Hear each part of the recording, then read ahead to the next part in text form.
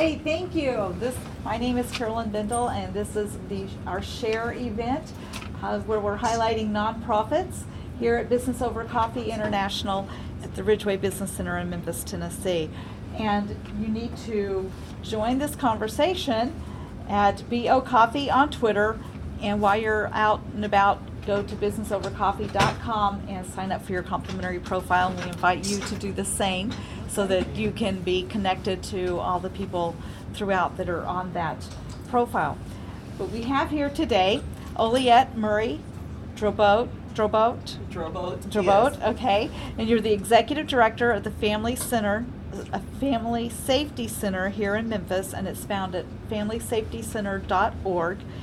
And October is Domestic and Sexual Violence Awareness Month, and y'all have a huge activity that's coming up in October that you wanted to talk a little bit about. But before we get to that, explain what the Family Safety Center exactly is to everyone. Sure. The Family Safety Center is a not-for-profit organization. You can think of it as like a mall, a one-stop shop, where a number of agencies that have come together in one location to serve victims of domestic violence. So we have civil, criminal, health, and social services agencies working together out of one location. So civil meaning the police department, law enforcement, It does and legal legal assistance. assistance and things like that, all working together to make that happen. Yes. And it is a very, very needed thing, unfortunately, in today's society. What do you see the most of in this area? More domestic abuse, sexual abuse, children, adults, or is it just all?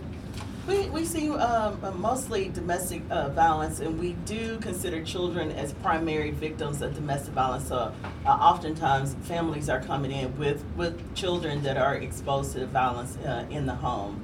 Often we are getting requests for civil legal assistance, for housing assistance, as well as individual and counseling and support groups, as well as a number of other requests and resources that families need. Okay. If somebody suspects domestic abuse happening, whether it's child abuse or spousal abuse, what should they do? Because usually the adults in the situation, for some reason, they're not approachable. So what should, if you're thinking it's happening, what is it that we should be able? Can we contact you? Do we? I would know? definitely suggest contacting organizations like the Family Safety Center, Family Safety Center, or again, Child Advocacy Center for particular issues, or the YWCA. There are a number of organizations that can help friends and family members, get through that situation and be able to really provide support for victims that are in those situations. And they'll get that counseling to be able to break through those barriers in that situation. They'll get a lot of support. Really, the Family Safety Center is there to really provide, hand-holding, provide a safe, supportive environment for a victim to come. And that was my next question. What if you're the victim? What do you do? Well, really, sometimes an individual may not know that they're in a situation. Really? They're not aware of it? They may not be aware that they are in a dangerous situation or in an unhealthy relationship. So again, again, we do a lot of awareness. We do a lot of education, of being able to know the signs for family members and friends and neighbors. What are those signs? What are a couple of those signs? So a lot of times there's isolation.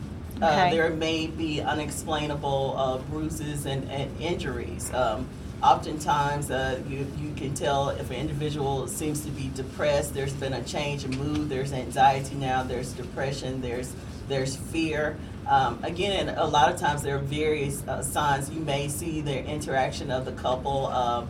He seems possessive, jealous. Again, he may have a tendency to overreact on certain issues. So again, a lot of possessiveness, a lot of controlling behavior, a lot of manipulation going on. And there's no economic. No, it impacts everyone. Everyone. It impacts everyone. This isn't just in the lower income. This is all across the board. We see individuals and families from all over Shelby County, from the suburbs to inner city neighborhoods. How do you keep yourself up? I would think after a while you just kind of want to throw your hands up.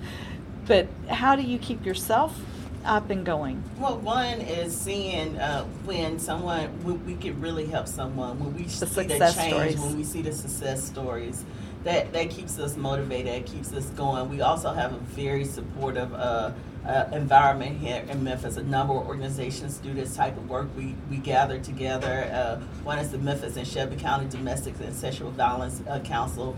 We support each other. We know this is a difficult work, but we know that the work is really needed. Yes, yes.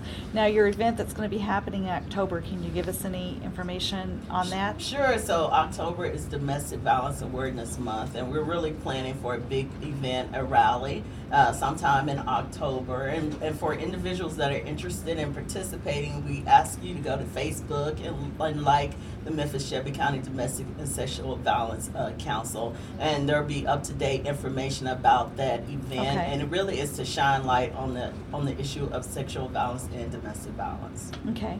And is it going to be a fundraiser or just an awareness event? It's mostly awareness. However, we do ask individuals and businesses to reach deep into their pockets and help this type of work. Most of the organizations are not-for-profit organizations, Mhm. and they do depend on the donations and the contributions of individuals. Okay, okay.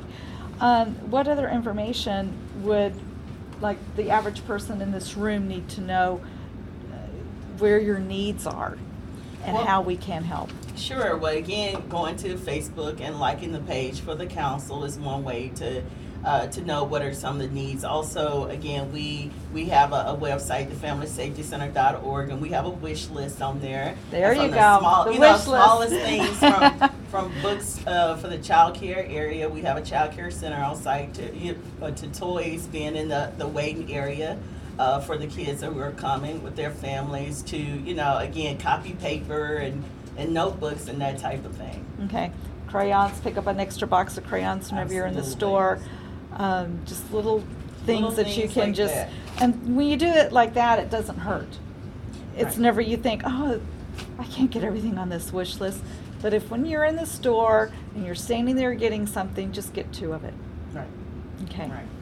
Now, do you have a food pantry too? Do you need those types of things? We do have non-perishable food items. Again, we like to provide snacks to the kids. Okay, so when it's they're on those types site. of things. Yes. Okay. Yes. Okay.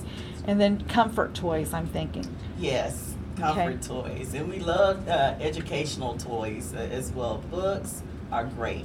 So that when they're sitting there, again, we have a DVD player, so great video, DVDs, that type of thing, books, educational toys, they're great. So when you pick up that $5 Disney video at Walmart, pick up two.